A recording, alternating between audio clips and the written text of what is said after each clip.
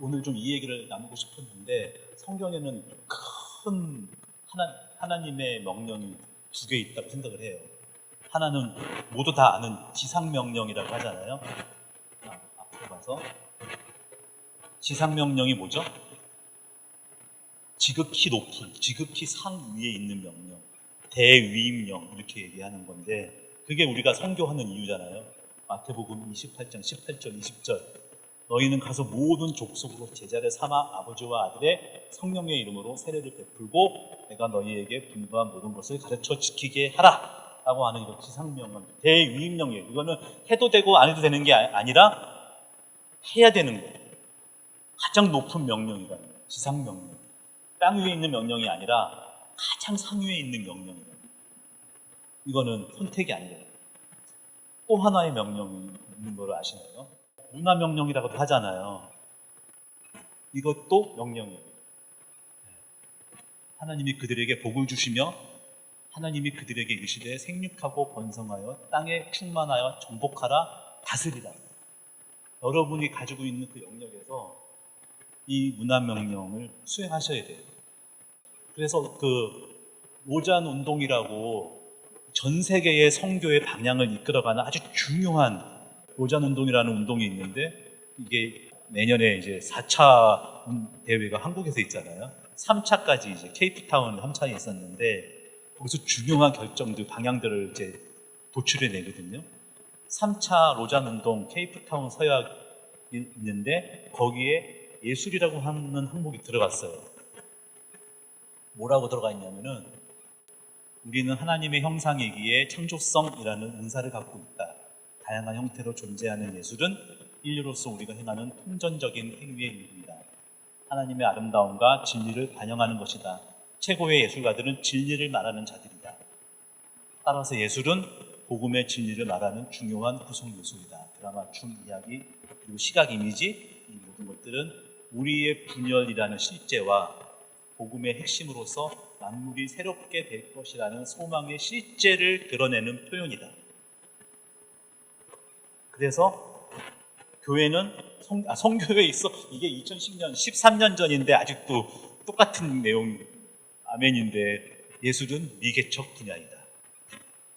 우리는 많은 그리스도인들이 예술 분야에 참여할 것을 적극 독려한다. 우리는 모든 문화 속에서 교회가 다음의 선교를 위한 상황으로서의 예술에 열정적으로 참여하기를 갈망한다. 예술적, 여기서는 신앙 공동체의 삶으로 예술을 대가져와야 된다고 표현하고 있는데 다시 예술을 가져와야 된다. 공동체 안에. 예술적 은사를 가진 그리스도인 형제자매들을 후원하여 그들의 사역이 번창하도록 지원하도록 해야 된다. 아멘.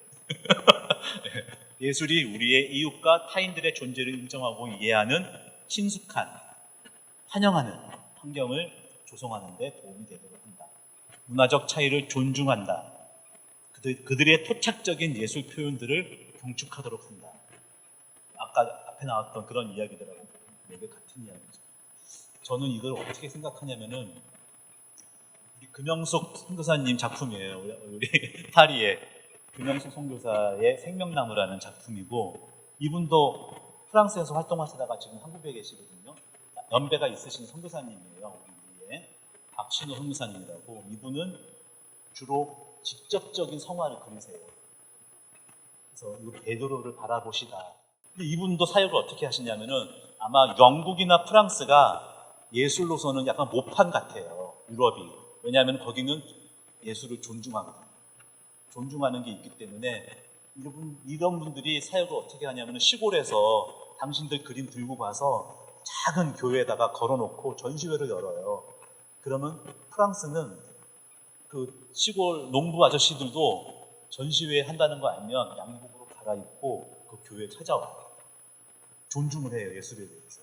그래서 그림을 보고 이런 그림들을 보고 작가한테 물어봐. 이 그림에 뭘 얘기하는 겁니까? 물어봐요. 그럼 작가가 이 그림에 대해서 설명하면서 복음을 전해줍니다. 그게 가능합니다. 특히 그런 유럽 쪽은. 근데 이게 좀 더 그런 예술이라고 하는 토양이 자라면 자랄수록 가능한 사역이죠, 사실은. 네. 이병숙 선교사님은 생명나무 굉장히 추상적이에요. 지상명령에 가깝다면 문화명령에 가깝다고 저는 생각해요. 표현해내야 되는 거예요. 예술. 그래서 그 기존 선교사들이 가지고 있는 약간 조금 이제 확장돼야 되는 패러다임이 뭐냐면 그 모든 것을 좀 도구화하기 쉬워요. 그러니까 예술도 복음을 전하기 위한 도구로서 사용하고자 하는 경향들을 가지고 있거든요. 나쁜 건 아니지. 복음 시급하잖아요. 근데 건강하게 좀 더 강조돼야 되는 부분은 뭐냐면 예술이 복음을 전하기 위한 도구임과 동시에 예술은 하나님에 대한 반응으로서도 여전히 중요하게 기능을 해야 돼요. 그것이 직접적인 복음이 들어가 있던 들어가지 않았던 하나님으로부터 어떤 영적인 인사이트가 있으면 그 인사이트를 가감없이 표현해내는 것이 예술이에요. 표현 영역이에요. 꼭 거기다가 이걸로 어떻게 복음을 전해야 되는 거라고 고민은 하지만 어떤 경우에는 그렇지 않더라도 이 부분을 한국의 특히 크리스찬 예술이라고 하는 영역에서 이 부분이 죽어버리면 아이러니하게 이 부분도 죽더라 이거예요. 이 부분이 살아나지 않으면 이 부분도 약해져요.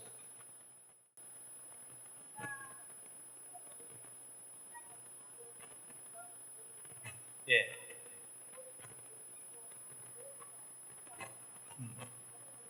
그렇죠. 그대로 어떤 의도해서 그거를 뭔가 이걸로 내가 누구를 복음 전해야지라는 의도도 분명히 들어가야 될 수도 있지만 여러분 그 디자인 쪽을 저도 디자인도 하거든요 가끔.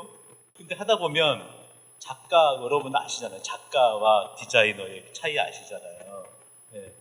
그 클라이언트의 의도에 충실하느냐 내 거에 충실하느냐 둘 다 필요한 거죠. 어떻게 보면 이거는 클라이언트가 확실해. 예수님이 주신 그 메시지가 이거 표현해. 이건 클라이언트가 확실한 영역이고 이거는 작가주의 하나님이 내 안에 흘려보내주신 것을 계속해서 흘려내보내는. 근데 그거를 그 아름답게 미학적으로 음악 그림 그리는 사람들 필요합니다. 근데 우리는 너무 그게 자꾸 어려워지는 거예요. 예, 이게 팔릴까? 부터 시작해가지고 음악도 마찬가지거든요. 유일하게 교회 안에서 불려지는 찬양만 남았잖아요. 옛날에 우리 처음에 음악 할 때는 운동이 뭐였냐면 CCM 운동이었거든요. CCM 운동이 뭐냐면 세상 속에서 음악하자요. 그냥 세상 속에서 크리스천이티를 드러내자.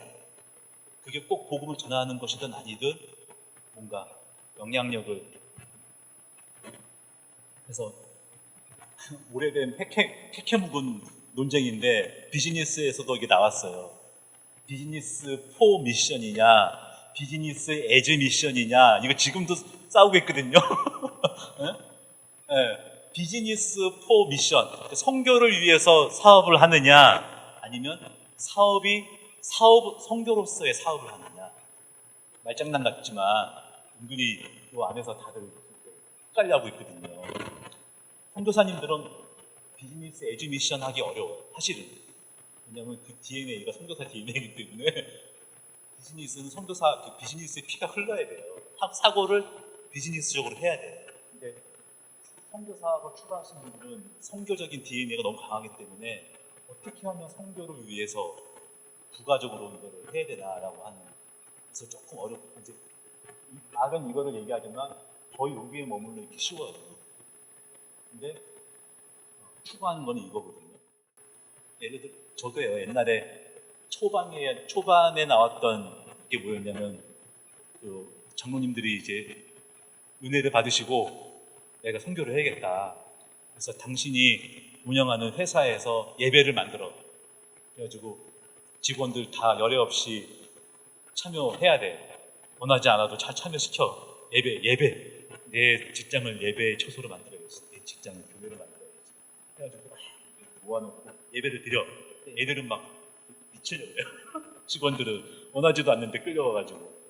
그래서 했는데 이 내 직장을 교회로 만들었다 했는데 이분의 비즈니스의 어떤 삶은